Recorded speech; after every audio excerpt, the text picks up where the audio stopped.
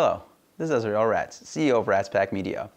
A few weeks ago, on March 8th, Pinterest announced that their ad platform that has been around for a long time but only available to very large businesses was now available to every big, small, and medium business.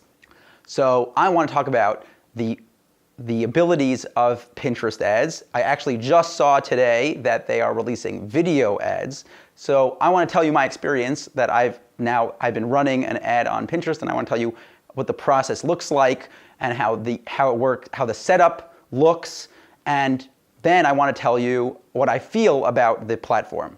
As of today, the only things that you could advertise on Pinterest are already existing pins. So if you know how Facebook ads work, you will know that you can create something called dark posts, which show up only in the feed of the person being advertised to, but does not show up on your page, and it doesn't show up anywhere else except for where it is being advertised.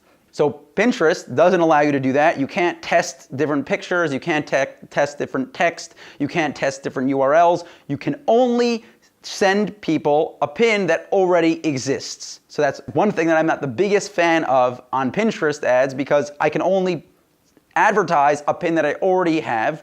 And a lot of times I want to have a specific ad with advertising as opposed to just a post to my blog or my homepage or a video that I created on YouTube. I want to have an ad, and you cannot do that on this platform. Second thing, that they don't allow you to target people based on if they've been to your website or if you have their email address or their phone number. None of that. The only thing you could advertise to are what they call keywords and interests. So interests are people that follow several accounts or are active in relation to accounts relating to a list of several hundred interest categories. So you could type in the field, or you could search through the list for health and fitness, beauty, educational, marketing, advertising. There's a long list, and you go through it and you could see, I think there's one for makeup and one for hair and one for do-it-yourself and one for recipes. And you just go through the list and you pick the interest that best fits the specific pin you're trying to show to people. It's very limiting. There's not an unlimited things like Facebook has, but it is a list of several hundred topics, and you can check the ones you want. Then in keywords, you actually type the keyword you want to show up for on the pin. What is nice is that when you type something, it will give you several suggestions, but this is nothing like Google Ads, where you can get a list of like several hundred potential keywords and long tail keywords. You type in a keyword, you have to think of the keyword. It doesn't generate a list of the best keywords that you should use in the interest. It just kind of gives you a list based on the things that you type in, and you could be really broad or really specific, and it just gives you basically have to figure it out. You have to just type in things and hope that something shows up and allows you to target that keyword, which is, again, very primitive advertising and not the greatest way, because you just don't know what's going to work and what's going to show and what's going to have impressions and what's going to get people to be engaged. And then the last things are, you can only advertise in the United States, and then you can pick specific cities that you want to advertise on.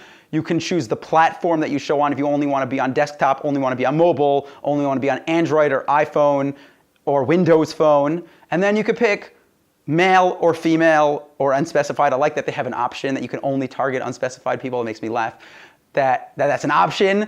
But again, and that's basically it. That's all you get. You can't choose, again, you can't choose people based on if they've come to your website. You can't choose them based on if they follow you on Pinterest. You can't target them if they bought from you before.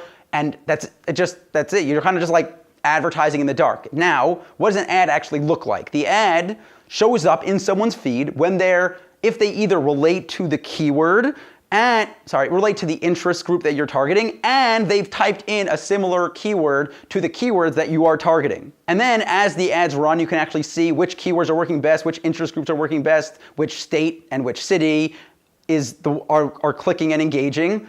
And there's no conversion pixel, there's no all you get is clicks and pins and comments. That's all the information you get, and you just have to figure out if people are buying or not. So I advise you to probably use some sort of tracking URL. So as I can see today, the Pinterest ad platform, even though it's been around for a long time, they've been testing it for over a year now, it's just very, very primitive, and it's very new, and it's like almost difficult to actually get in front of people. I've been running ads and it's barely spending anything, even though I'm targeting very large audiences with lots of keywords.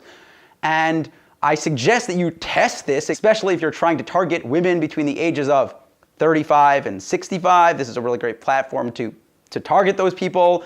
If you're in the cooking space, anything in cooking, recipes and specific foods. If you're in the makeup and hair, that's like a fantastic place to be advertising, because that's what women are searching and making pins about.